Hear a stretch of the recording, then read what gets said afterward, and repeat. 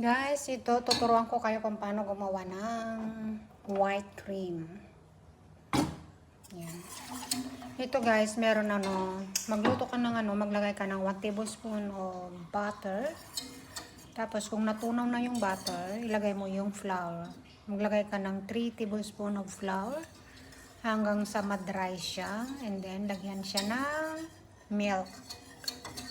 Ito siya. So, tunawin lang yung flour hanggang sa lumapot. Ayan guys, oh. Diba may nakikita niya, meron pa kayo nakikita dapat i-stir nyo yan hanggang sa mawala yung flour niya. Yung ganito ba? Meron siyang mga ganyan, oh. So, kailangan tunawin yan. For slow fire.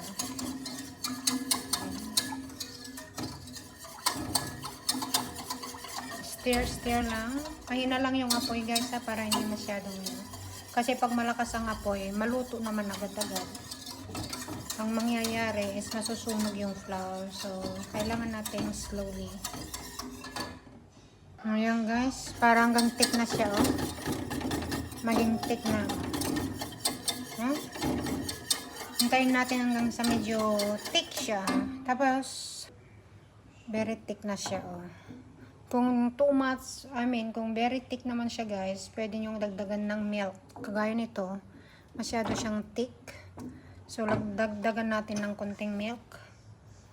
Kasi kailangan natin yung hindi naman masyadong thick. So, yan. Kailangan nating stir all the time. Para hindi siya masunog.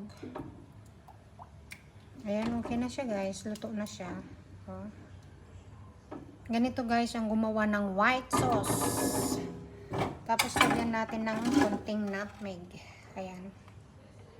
Fresh na nutmeg.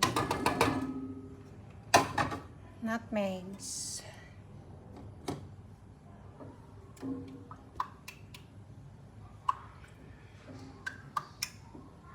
Ayan. Okay na siya guys. Tapos lagyan natin ng konting asin. Tsaka pepper. Ayan, lagyan natin ng konting asin plus konting pepper.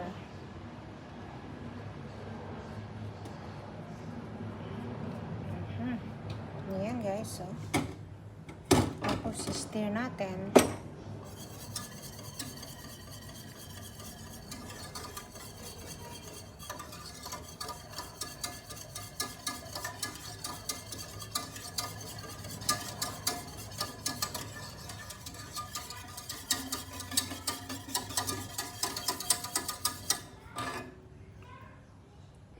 Okay, guys, ganito yung maging consistency niya. Yung hindi siya masyadong thick, hindi naman masyadong watery. Ayan siya, oh. Ayan.